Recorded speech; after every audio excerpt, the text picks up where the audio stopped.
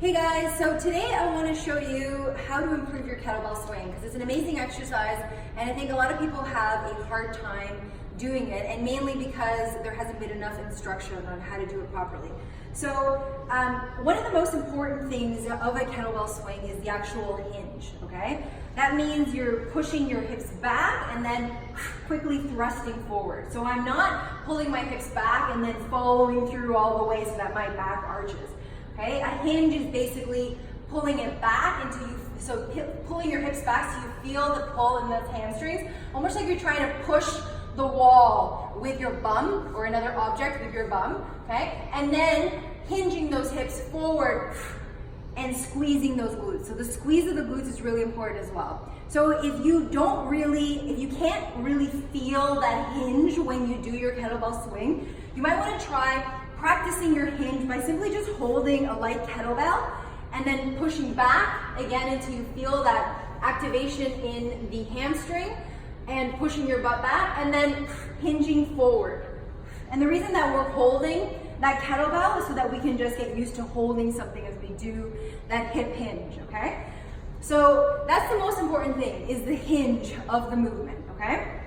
A kettlebell swing is not a squat. So often you see people squatting down and then using their arms to bring that kettlebell up. So a kettlebell swing is not a squat, and it's also not a shoulder raise, okay? It is simply a posterior chain exercise and a core exercise, okay? So in order to get the most out of it, we want to make sure we're using the right muscles, okay? So I'm going to just guide you through the proper starting position of a kettlebell swing, how to pull it through, and then how to let it sort of float, okay, without doing a shoulder raise at the top of the movement, okay? So number one thing we want to make sure is that our feet are activated, okay? Because if we have a weak base, we're going to feel like we're falling over. We're not going to be strong in our movement. So in order to do that, we want to activate those feet. So open up your toes as much as you can and try to avoid your toes or your feet lifting in any way, okay?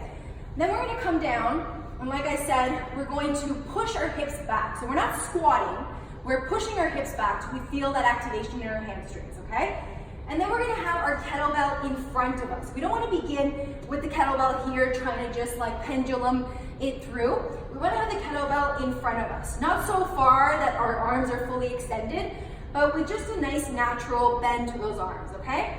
And then once we have the kettlebell in front of us, we're going to tilt it forward, okay, to initiate the movement, and also activate our lats, okay, so that our back is also working to help us pull it through, okay? Now from here, make sure our feet are activated. Our head is not going to be upwards, okay, because we're going to put a lot of strain in our neck if we do that. We want our head to be in line with the rest of our spine. So tuck that chin, okay, and you can actually just lift your eyes so that you're looking at a spot in front of you, so that way you maintain looking at that same spot even as you come up into the movement, okay?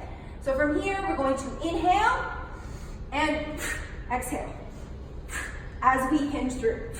So notice that I am not pulling through so that my arms are lifting as high as I can, and I'm not arching that spine. I'm stacking the hips and shoulders and activating my core so that I can get the most out of the movement, okay? So I'm squeezing the glutes, activating the core as I pull through at the top of the movement, okay? So that's just some tips for you guys. I hope this helps you improve your kettlebell swing and get the most out of it.